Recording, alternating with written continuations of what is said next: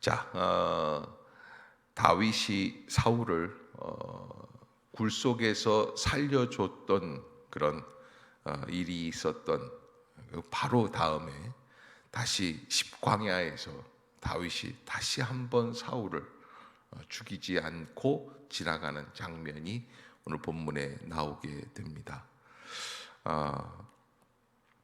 이제 바야흐로 다윗의 고난의 시기는 극에 달하는 아주 뭐라 그럴까요? 클라이막스라고 할까요? 그렇게 할 수 있습니다. 이런 때가 있지 않습니까? 더 이상은 못 참겠다. 더 이상은 못 참겠다. 나는 이 다람쥐 쳇바퀴 돌아가듯이 끊어질 수 없는 것 같이 그냥 계속해서 조여오는 그런 사울의 추격전에서 더 이상 참을 수가 없다. 여러분, 우리가 그냥 보통 10년을 사는 것도 대단한 일이죠. 뭔가 한 가지 일을 해서 10년을 살아내는 것도 어려운데 피가 말리는 추격전을 통해서 자기를 죽이려고 쫓아오는 사람의 손을 피해서 도망다니는 그런 10년이란 말이에요. 너무너무 힘이 들고 어렵고 괴로운 시간들이다, 이렇게 말할 수가 있습니다. 그런데 그런 상황 속에서 이루어진 그 광야에서 다윗과 사울과의 조우라고 할까요? 맞부딪힘이에요. 사람들이 십광야에 엔게디 광야 말고 십광야에 다윗이 숨어 있다, 그러니까 사울이 그 광야로 다윗을 찾으려고 군사 3,000명을 데리고 내려가게 됩니다.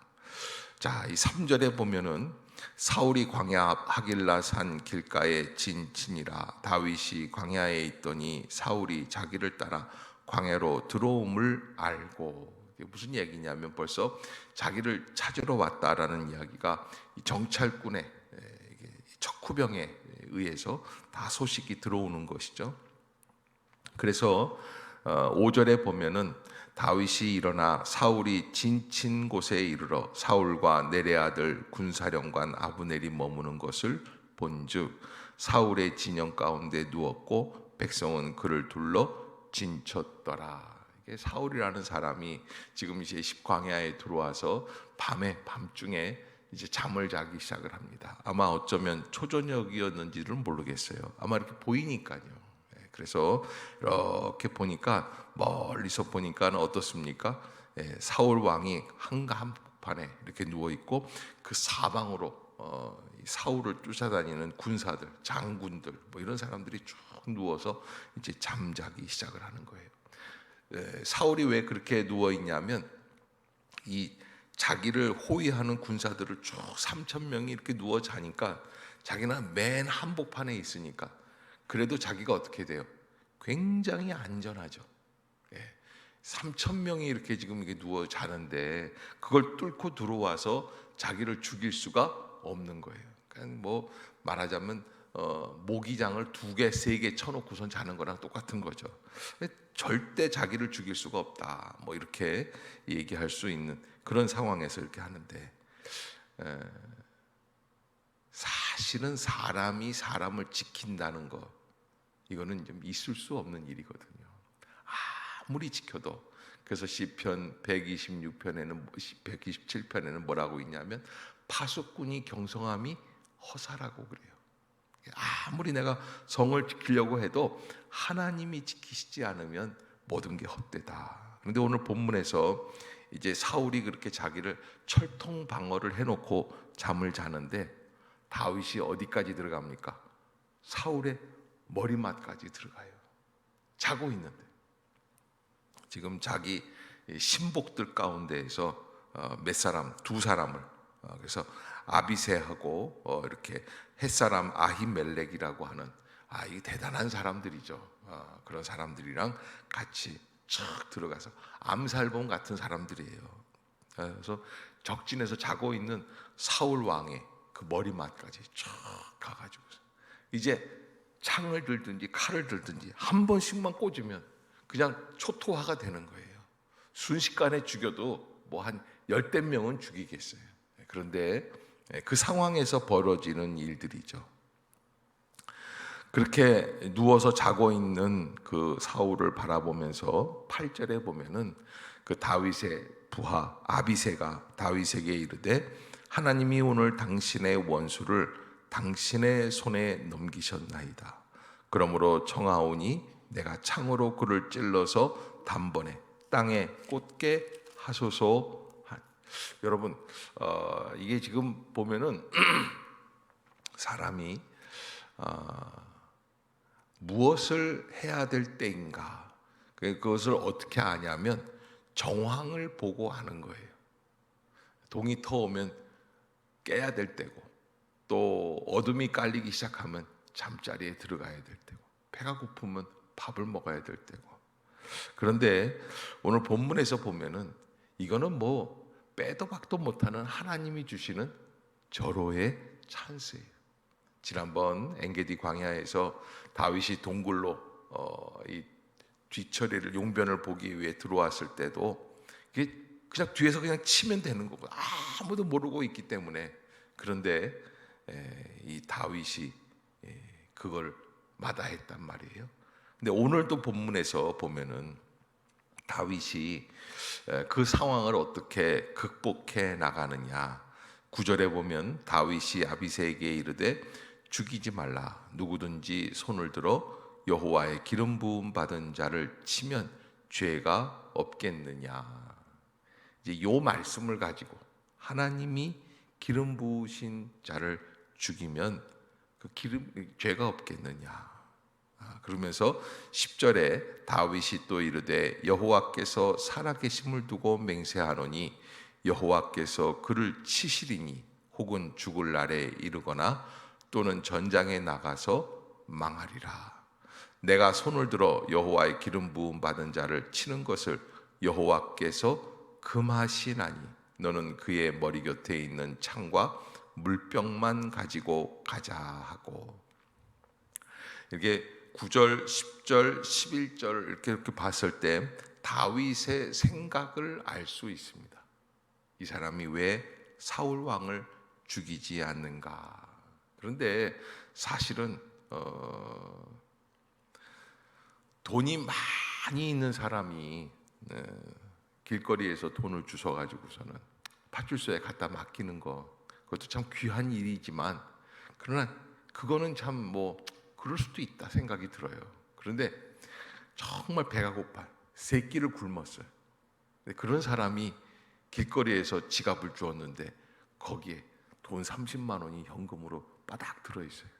자, 갖다 줘야 돼요? 빵 사 먹어야지 돼요? 어떻게 이렇게 자신 있게 대답을 하세요? 이거는 무슨 뜻이에요? 밥 사 먹으라는 얘기예요, 하나님이.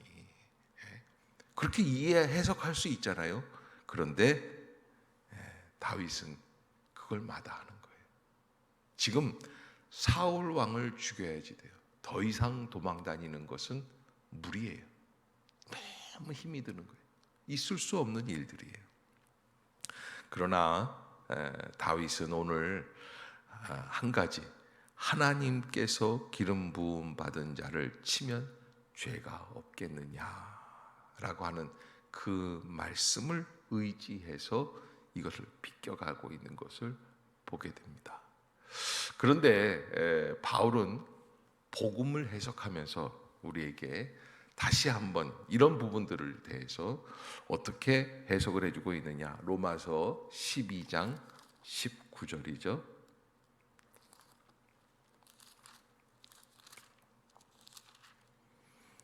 (12장 19절)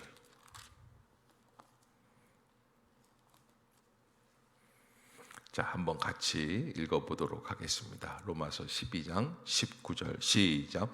내 사랑하는 자들아, 너희가 친히 원수를 갚지 말고 하나님의 진노하심에 맡기라. 기록되었으되 원수 갚는 것이 내게 있으니 내가 갚으리라고 주께서 말씀하시니라. 아멘. 하나님이 뭐라고 그러셨다고요? 원수 갚는 것이 누구에게 있다? 우리에게 모든 것을 하라고 허락해 주셨지만 하나님이 금하고 계시는 거 한 가지가 있는데 뭐예요? 내가 직접 원수 갚는 걸 금하신다는 거예요. 그러면 그 대신 뭘 하라는 걸까? 여러분, 원수를 안 갚는 거에서 끝나는 게 아니에요. 여기 오늘 본문 20절에 보면 네 원수가 줄이거든 먹이고 목마르거든 마시게 하라. 그리함으로 네가 숯불을 그 머리에 쌓아 놓으리라. 그러면서 21절 한번 읽어봅시다. 시작. 악에게 지지 말고 선으로 악을 이기라. 아멘. 이게 복음을 믿는 사람들의 특징입니다. 이 말씀에 우리가 지배 당할 수 있는 축복이 있기를 주의 이름으로 축원합니다. 우리가 어떻게 해야지 되느냐? 그런 상황 속에서 하나님께서 원수를 갚지 말라. 그러니까 내가 저 사람 원수 안 갚으면 되겠구나. 나는 저 사람 그냥 차라리 안 보는 게 낫겠어. 그 외면하고 그것으로 끝나는 게 아니라는 거예요. 내 원수가 줄이거든 먹이고 목마르거든 마시게 하라. 그리함으로 네가 숯불을 그 머리에 쌓아 놓으리라. 여러분, 이 숯불을 그 머리에 쌓아 놓는다는 것은 무슨 뜻이냐면 그 머리에 숯불구이를 해버리라는 얘기가 아니에요. 여러분, 예전에 사람들이 불씨라는 게 얼마나 소중합니까? 옛날에는 저희 때는 연탄불 꺼뜨리면 아주 굉장히 힘들었습니다. 그 연탄불을 피우기 위해 숯도 필요하고 번개탄이 그래서 나온 거예요. 그런데 숯을 꺼뜨리면 사람들이 이 숯을 구하러 갑니다. 옆집에 가서. 구할 때 어떻게 갖고 오냐면 여기 머리에다가 불을 이고 옵니다. 그 얘기를 하는 거예요. 그러니까 그만큼 소중한 일이 그 사람의 마음 가운데 큰 덕을 쌓아줄 수 있는 일이라는 거예요. 그러니까 머리에다가 불을 집어넣어 가지고 불이 타오르게 그렇게 하는 게 아니라 그런 식의 원수 갚는 게 아니라 그 마음에 그 덕을 쌓게 하는 거예요. 그래서 우리가 감당해야 될 것은 21절에 뭐예요? 악에게 지지 말고 선으로 악을 이기는 방법들을 좀 배워봐라 라고 하는 것이 바로 복음의 방향이에요. 그것을 붙들고 나아가는, 당신은 나를 이렇게 박대했지만 나는 오히려 말씀 안에서 온전히 말씀대로 순종하겠습니다. 오늘 본문을 다시 돌아오면 다윗이 지금 사울 왕에게 그렇게 해 나가고 있는 거죠. 하나님이 기름 부으신 자를 내가 어떻게 치겠느냐. 그러면서 내가 지금 죽이지 않아도 하나님이 어떻게 하신다는 거예요. 하나님께서 그 사람을 전쟁에 나가거나 아니면 그냥 하나님이 치셔서 죽을 수 있게끔 그렇게 해 주시겠다. 그런 믿음이죠. 그런 고백이에요. 그렇게 해서 다윗과 사울이 다시 헤어지게 됩니다. 그러니까 다윗의 입장에서는 이 추격전을 끝낼 수 있는 두 번의 큰 기회가 있었습니다. 그러나 그 기회를 다 날려버렸어요. 그러니까 어떤 면에서 이 아비새 같은 사람들, 이런 사람들 보통 사람들이 아니거든요. 적진에 들어가서 복을 배워올 수 있는 사람들이에요. 제가 80년대 초에 대성산이라고 하는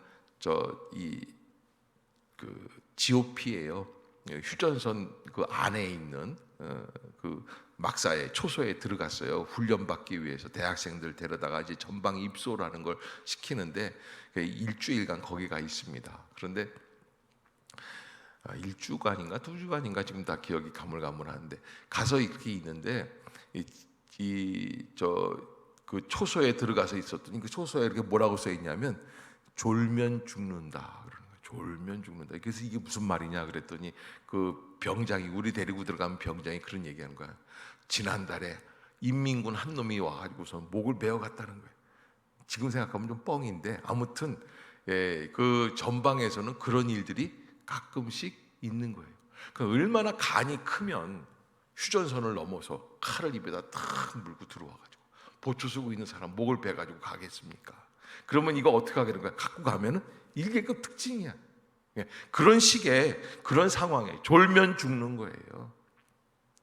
그런데 그런 상황에서 다윗에게 왔던 아주 좋은 찬스죠. 이게 이제 600명을 군 식구를 데리고 다니면서 피난 생활을 했던 이 시간을 5년, 6년이 됐는지 7년째 됐는지 더 이상 갈 곳이 없고, 벌써 이 피난 시절에 부인만 2사람이 늘었어요. 어마어마한 일들이 벌어지는 그런 일들이었는데, 그 가운데 아픈 사람은 없겠어요? 죽어가는 사람은 없겠어요? 별의별 일들이 다, 어디 가서 밥을 먹으려면 다 가서 동량을 받아야지 되고, 정말 거지 같은 인생을 살아가는 거예요. 그런데 다윗은 그 어려운 순간에서 하나님께서 기름 부으심을 받은 그 사람을 치는 것이 죄라고 하는 믿음 때문에 그걸 치지 않는 거죠. 돌이켜 보면 다윗의 일생에서 가장 어려운 때인데 그가 직접 그렇게 행하지 않은 게 참 잘했다. 왜? 나중에 하나님이 정말 오늘 본문에 있는 말씀처럼 다윗이 고백한 그대로 하나님이 직접 손을 보세요. 다윗이 사울 왕을 손을 대지 않아도 사울 왕의 집안은 몰락하게 되었다. 하나님이 계획하시는 대로 그 길로 가게 되는 모습들을 보게 됩니다. 그런데 중요한 거는 지금 26장에서는 사무엘상 31장에 있는 그 길보아 전투에서의 몰락이 보입니까? 안 보입니까? 안 보여요. 그래서 히브리서에서 아브라함을 향해서 뭐라 그러냐면 없는 것을 있는 것처럼 부르시는 하나님을 믿는 믿음이다. 우리가 하나님을 믿는 믿음은 아브라함이 그렇게 하나님을 믿었다는 거예요. 본토 친척 아비 집을 떠나 내가 내게 지시할 땅으로 들어가라 그랬는데 아무것도 없는 거예요. 뭐 가나안까지 왔는데, 하란을 떠나서 가나안까지 왔는데, 왔으면 호텔이라도 하나 좀 지어놓든지 아파트라도 하나 지어놓든지 뭐 땅이라도 아브라함 이름으로 해놓든지 뭐 이런 게 있어야 되는데 하나 없는 거예요. 그래도 아브라함의 믿음은 흔들렸다 안 흔들렸다? 안 흔들린다는 거예요. 없는 것을 있는 것처럼 부르시는 하나님이시기 때문에 하나님은 분명히 그렇게 해주실 줄로 믿습니다. 그래서 얻은 것이 100세의 아들을 얻게 되는 거예요. 여러분, 우리가 신앙생활 할 때 가장 중요한 것, 믿음이 중요한데, 근데 어떤 믿음이냐? 내가 직접 원수를 갚아서 밟아 진멸시키면 속이 후련한데 그것이 아니라는 거예요. 하나님이 금하신다. 어떻게 하는 거예요? 하나님께 맡기는 거예요. 그런데 바울은 그 예수 그리스도의 십자가의 복음을 어떻게 해석했어요? 악에게 지지 말고 선으로 악을 이기라. 악에게 지지 말고 선으로 악을. 여기서 악한 놈들한테는 어떻게 해야지 돼요? 악하게 해야지 돼요. 근데 악하게 하는 게 아니라 선으로 악을 이기라. 아멘. 여러분 꼭 잊지 마시고, 우리가 선으로 원하는 것은, 선으로 가는 기준은 어디냐? 말씀입니다. 말씀이 우리에게 방향을 알려주고 있습니다. 아, 다윗도 이렇게 했구나. 그래서 잠들어 있던 사울을 저 멀리 나가서 깨웁니다. 그래서 왕이시여 나는 당신을 죽이지 않았습니다. 당신 머리맡에 있던 창하고 물병을 가지고 왔을 뿐입니다. 또 사울 왕은 또 거기서 이 사람이 참 이게 마음 갈 바가 알 수 없는 사람이죠. 울면서 또 얘기를 해요. 내 아들 다윗아 돌아와라. 이 사람은 그렇게 할 때만 감동만 받고, 이 사람은 어떻습니까? 순간적인 울컥하고서는 뭐 드라마 보면서 눈물 우는 것처럼 그렇게 울컥하다가는 또 다시 어떻게 강팍한 마음이 또 들어. 이런 이렇게 대조가 이루어져 있죠. 이게 뭐예요? 하나님이 버리신 사람과 하나님이 선택한 사람의 차이예요. 아, 하나님 버리시니까 이렇게 이상한 인간이 되는구나. 하나님이 선택하시면 어떻게 돼요? 죽일 수 있는 자리에서 하나님께 맡기는 거예요. 정말 사실은 지금 다윗이 사울 왕에게 은혜를 받아야지 돼요. 배려를 받아야지 돼요. 아무것도 없으니까요. 여러분 이 마지막 절에도 뭐라고 돼 있냐면 25절에 사울이 다윗에게 이르되 내 아들 다윗아 내게 복이 있을지로다 네가 큰 일을 행하겠고 반드시 승리를 적에게 인정을 받는 거예요. 그러면서 다윗은 자기 길로 가고 사울은 자기 곳으로 돌아가니라. 성경이 아무렇게나 쓰여진 게 아니라 다 아주 그냥 대단히 자세하게 기록되어 있죠. 다윗은 집이 없어요. 그러니까 자기 길로 가는 거예요. 정처 없이 떠다니는 길로. 사울은 어디? 자기 곳으로 가는 거예요. 왜? 그 사람은 갈 곳이 있어요.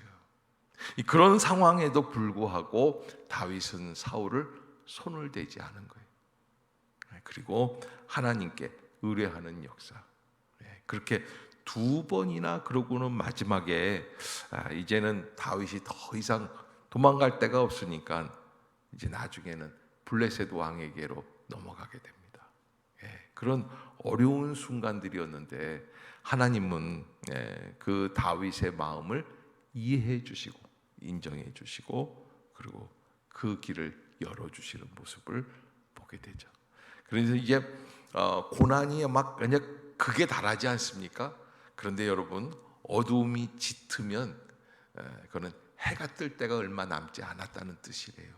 마찬가지로 우리의 삶에서 고통이 아주 극한치에 이르게 되었을 때에는 아하, 이 고난이 지나갈 날이 얼마 남지 않았구나. 아멘.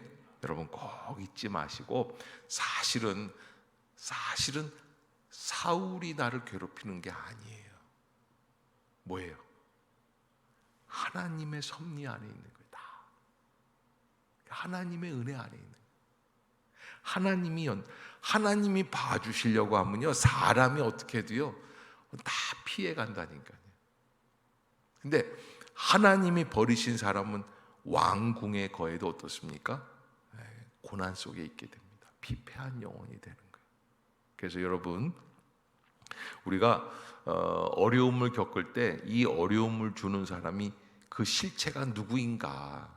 사실은 이게 사람들인 것 같고 그런 것 같지만 하나님의 섭리 안에서 겪어나가는 인생이다.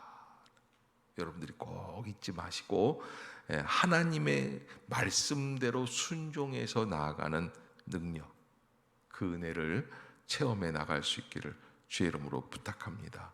어떤 사람은 남편이 죽고 싶을 만큼 믿고 어떤 사람은 자식이 그렇게 믿고 어떤 사람은 시어머니가 믿고 다 나에게 고통을 주는 존재들이 있죠.